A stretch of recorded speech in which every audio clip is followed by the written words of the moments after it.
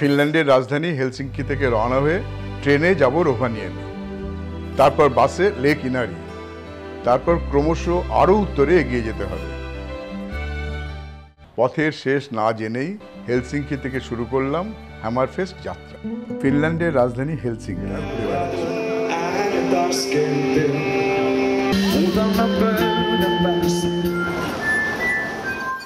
রাস্তার ধারে বাহাদুর বাদ্যশিল্পী, এই তার জীবিকা। সবজির বাজারের মতো এখানে ফুলের বাজার, রং বেরঙের ফুলে ভরা গাছও এখানে কেনাবেচা চলছে। হেলসিঙ্কির বন্দর এলাকা, প্রায় ঘন্টায় ঘন্টায় জাহাজ ছাড়ছে। আমিও জাহাজে চড়ে পড়লাম সমুদ্র থেকে হেলসিঙ্কি দেখতে। পর্যটকরা যেমন জলে ঘুরে বেড়াচ্ছে, এরা আবার স্থলে গ্রীষ্মের মরশুমে রোদ উপভোগ করছে। সোমেলিনা ফোর্ট্রেস, এই সমুদ্র দুর্গটি ইউনেস্কো ওয়ার্ল্ড হেরিটেজের তালিকায় স্থান পেয়েছে।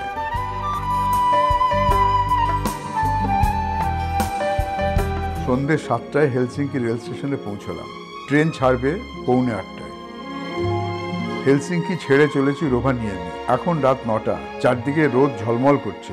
এখানে এ সময় সূর্য অস্তই যায়। পরদিন সকালে রোভানিয়েমি পৌঁছলাম সকাল 8টায়। বেশ ঠান্ডা। ফিনিশ ল্যাপল্যান্ডের রাজধানী রোভানিয়েমি সুমেরুবৃত্তের ঠিক ওপরে। রোভানিয়েমি ছোট্ট শহর, কিন্তু কোথাও কোনো ভিড় নেই। এই হলো রোভানিয়েমির বিখ্যাত সান্তাক্লজ ভিলেজ। রোভানিয়েমির একটা বড় পর্যটক আকর্ষণের জায়গা। সুমেরুবৃত্ত রেখা পার হয়েই এই গ্রাম। Best wishes here from Finland and Lapland, and next Christmas Santa Claus comes to India. Namaste Santa Claus, namaste. Namaste, namaste. With love from India. Yes, very many presents to India because there is so many good people in India. Santa Claus ভিলেজের নিজস্ব post office. এখান থেকে বিশ্বের যে কোনো প্রান্তে চিঠি post করা যায়।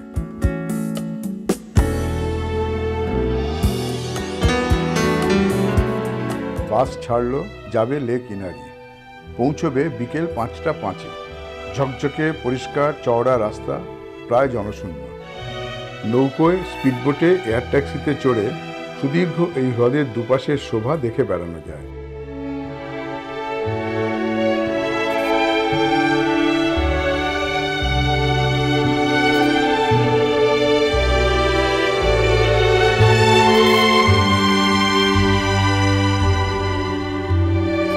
রোভানিয়েমি থেকে নর্থ কেপ যেতে হলে পথে একটা রাত থাকতে হবে লাক্সেলভে। নরওয়েতে এখন সন্ধে 7:15। ফিনল্যান্ডের থেকে 1 ঘন্টা পিছিয়ে গেল সময়। পৌঁছলাম নরওয়ের লাক্সেলভে। সুমেরুবৃত্তে অনেক আগেই ঢুকে পড়েছি। এবার চলেছি নরওয়ের একেবারে উত্তরে নর্থ কেপ। রাস্তার যা রূপ হলো তা বলে বোঝাবার নয়। একধারে খাড়া পাহাড়, আরেক ধারে সমুদ্র। এভাবেই হনিক্সবার্গ পার হয়ে এগিয়ে চললাম নর্থ কেপের দিকে। রাত ঠিক 10:30টায় পৌঁছে গেলাম নর্থ কেপে। 71 ডিগ্রি 10 মিনিট 21 সেকেন্ড উত্তরে সুমেরু মহাসমুদ্রের কূলে সেই নর্থ কেপ। 21শে জুন রাত্রির প্রায় 11টা বাজে। এই নর্থ কেপ আশ্চর্যের কথা, দেখে মনে হচ্ছে এটা এরকম গোলাকার কি করে আমি বুঝতে পারছি না। প্রায় গোলাকার।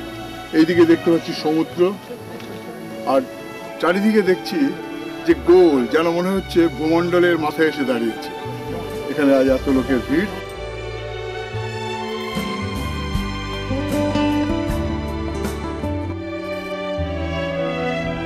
ওই বাসই নর্থ কেপ থেকে রওনা হবে রাত ঠিক 1টায়। তারপর 35 কিলোমিটার পিছিয়ে বাসটা বাকি রাতটুকু কাটাবে হনিক্সবার্গে। হনিক্সবার্গের লোক সংখ্যা কিন্তু খুবই কম, তবে হনিক্সবার্গ নিয়ে তাদের গর্বের শেষ নেই।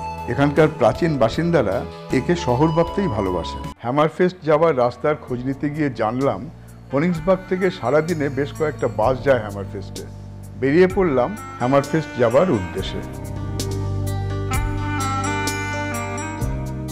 সেই হ্যামারফেস্ট, ম্যাপে জায়গাটা দেখলে বুক হিম হয়ে আসে। সুমেরু মহাসমুদ্রের ছোট্ট একটা শোলার টুকরোর মতো ভেসে আছে। এখানে যাব বলেই এবার বেরিয়েছি। পৃথিবীর সবচেয়ে উত্তরের শহর আর গুরুত্বপূর্ণ উপকূল শহর হিসেবে হ্যামারফেস্টের কিন্তু খুব খ্যাতি। হ্যামারফেস্টে পাহাড়ের মাথায় খোলা আকাশের নিচে সুমেরু বৃত্তের প্রচণ্ড রোদ্দুরে রাত 10টার পরেও আমরা একপাল বলগা হরিণের বিচরণ দেখতে থাকি।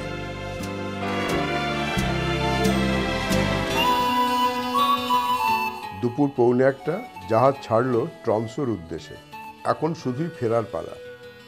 প্রায় 70 ডিগ্রি উত্তরের শহর হ্যামারফেস্ট ছেড়ে চলেছে।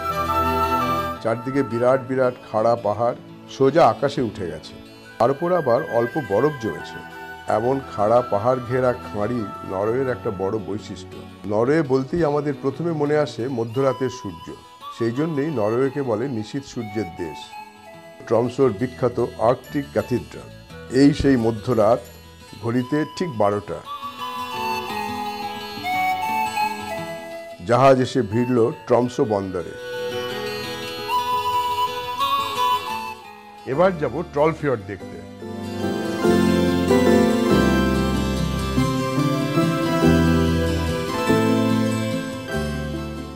র্যাফসান্ড প্যাসেজে ঢুকে পড়েছে আমাদের জাহাজ।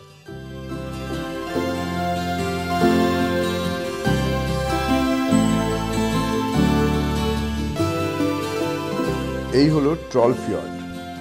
এতই সরু যে যেতে যেতে মনে হয় যেন হাত বাড়ালেই পাহাড় ছোঁয়া যাবে। ঘড়িতে দুপুর 2:30।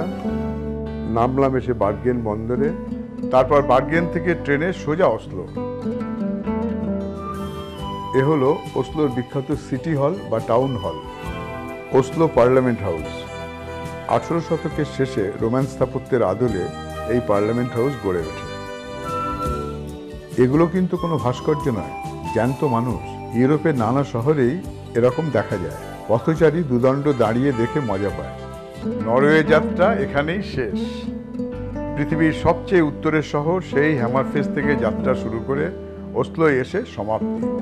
সেও এক প্রকৃতির রূপকথা রাজ্যের মধ্যে দিয়ে অবিস্মরণীয় অভিযান।